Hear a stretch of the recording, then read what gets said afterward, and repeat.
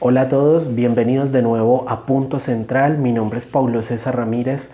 Recuerden que voy a ser su anfitrión en esta serie de videos de análisis. Si no han visto nuestro video sobre el metro de Bogotá, los invitamos a nuestro canal a que lo miren. Allí tocamos los puntos bases del canal, las reglas del canal. Es muy sencillo, todo lo que acá se diga se los dejamos documentos soportes en una carpeta de Drive acá abajo.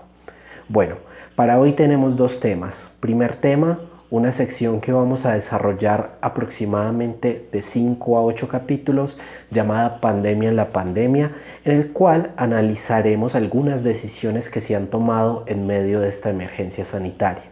Segundo tema, lo habíamos anunciado en el video anterior. Ese tema es renta básica universal. Bueno, empecemos. Pandemia en la pandemia. Hoy el decreto 444. ¿Qué es el decreto 444? Un decreto que firma el presidente Duque con el fin de crear el FOME, el Fondo de Mitigación de Emergencia. Esto es básicamente una cuenta donde van a haber recursos de los cuales va a salir el dinero para subsidiar diferentes ayudas con razón de la pandemia. Vamos a empezar con lo siguiente. ¿Qué se dijo acerca de este decreto? Iván Duque, a través de su oficina de comunicaciones, dijo que el decreto tenía el único fin de ser un fondo para brindar ayudas a diferentes sectores que se iban a ver afectados con la pandemia, que en ningún momento se iba a tratar de beneficiar a privados. Por acá les dejo un tuit. Petro estaba de acuerdo con las afirmaciones de Duque en que era simplemente tomar recursos para atender necesidades de la pandemia. Claudia dijo, por el contrario, que estaban quitándole recursos a entidades territoriales y que estaban beneficiando a privados. Vamos a ver. Primer punto, ¿qué necesidad había de crear el FOME? Ya existía algo llamado el Fondo Nacional de Gestión del Riesgo y Desastres, que era precisamente una cuenta para la atención de emergencias. Esta cuenta depende de la Unidad Nacional de Gestión de Riesgo y Desastres, la cual es creada por la Ley 1532. En su página manifiestan que su función es atender fenómenos naturales, fenómenos socionaturales, fenómenos tecnológicos o incluso fenómenos humanos accidentales. Segundo punto, ¿de dónde se financió este decreto? Recordemos que este decreto salió en marzo del 2020. Sus fuentes de financiación eran el FAE, el Fondo de Ahorro para la Estabilización, y simplificando la explicación es que en las vacas gordas ahorramos para las vacas flacas en ciertos sectores productivos del país, como la minería. El FOMPET es un fondo de administración de recursos pensionales para restituir o pagar pasivos pensionales de los entes territoriales. Lo cuestionable es por qué Duque no recurre a otras fuentes de financiación, un endeudamiento externo, una nueva reforma tributaria, reorganización de gastos del Estado inclusive. Entonces no se entiende. Luego es que existe una prohibición de origen constitucional en el artículo 48, el cual dice que los fondos destinados a la seguridad social no pueden tener otra destinación. Por último, el artículo 4 en su numeral 3 y el artículo 8 de este decreto tiene como finalidad hacer giros al sector financiero, traslados al sector financiero, con el fin de darles liquidez. Recordemos, es un decreto de marzo del 2020, en ese momento no existía y hoy, a la fecha en que estamos grabando este video, no existe evidencia alguna de que los bancos estuvieran ilíquidos. Por tanto, el gobierno no tenía sustento y en ese momento nunca explicó por qué había que girarle recursos a los bancos. Nosotros en nuestro análisis consideramos que estuvo mal construido este fondo y simplemente fue una buena excusa para construir más burocracia y para reforzar esa centralización excesiva del gobierno Duque. Es increíble que en vez de brindarle garantías a la autonomía territorial para la atención de la pandemia a los entes territoriales, les quiten recursos.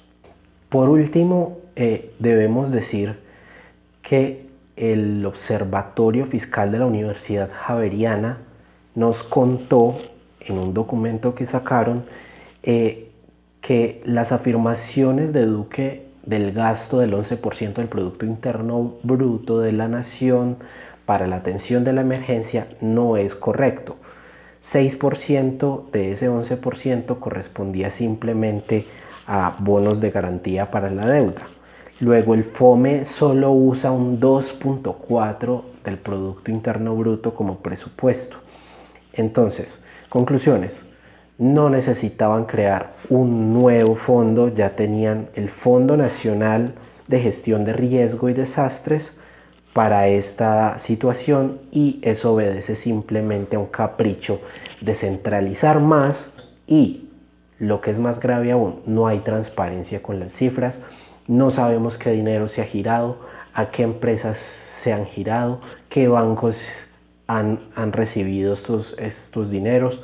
No sabemos absolutamente nada y así como con las vacunas estamos totalmente a ciegas. Por cierto, lo de las vacunas lo abordaremos en esta serie de videos, pero en uno posterior. Bueno, ahora hablemos de renta básica, el tema que habíamos anunciado en el video anterior. Este tema, liderado por el senador del Partido Verde, el señor Iván Marulanda, tiene como fin modificar el decreto ley 518 de 2020, que es el que crea esto que se llama ingreso solidario. ¿Para qué lo quiere modificar? Para ampliar los beneficiarios y para ampliar el beneficio, básicamente. ¿Cuál es la meta? Que este beneficio llegue a 9 millones de hogares y que impacte aproximadamente 37 millones de personas.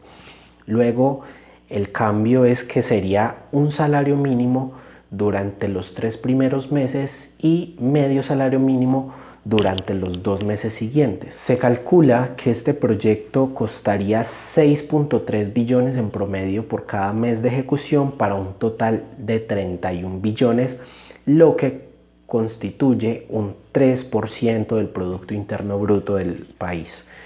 ¿Cómo se financia? Como no financiaron el decreto 444. La idea es financiarlo con créditos. Ya sea adquirir créditos nuevos que los entes internacionales están brindando con motivo de la pandemia, créditos fácilmente, o ya sea refinanciando los créditos ya existentes. También se piensa que hay que hacer una reasignación de gastos. También dentro de las posibilidades puede ser una reforma tributaria. Todos sabemos que nuestro sistema tributario no es equitativo, no es progresivo. A veces las cargas son muy grandes para personas que no tienen tantos ingresos y hay muchas exenciones para personas que tienen muy grandes ingresos. Alrededor de 70 senadores acompañaron este proyecto, pero siempre que lo presenta Iván Marulanda vuelve y se hunde. Los primeros opositores son entonces el ministro de Hacienda, Alberto Carrasquilla, y obviamente el presidente Iván Duque. Este modelo ya se ha probado en países como Finlandia y como Canadá. Son ejemplos muy diferentes. Finlandia lo hizo antes de la pandemia y su resultado, la verdad, fue negativo.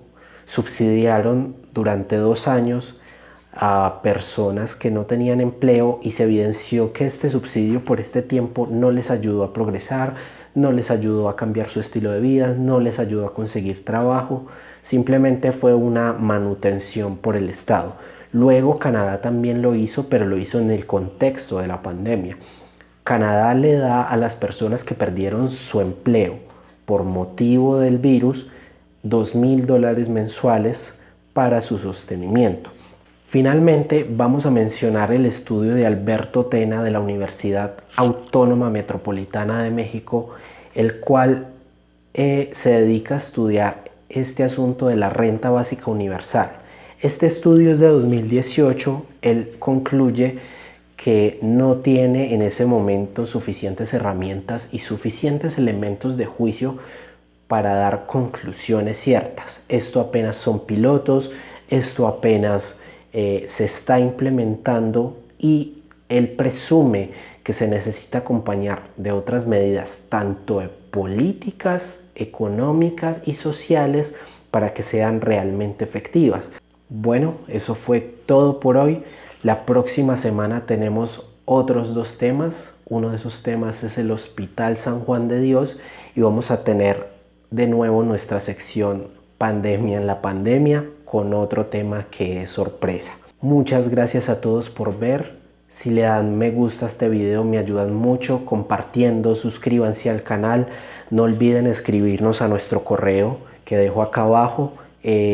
Recuerden que este canal es para interactuar. De nuevo, muchísimas gracias por ver y nos vemos el próximo domingo.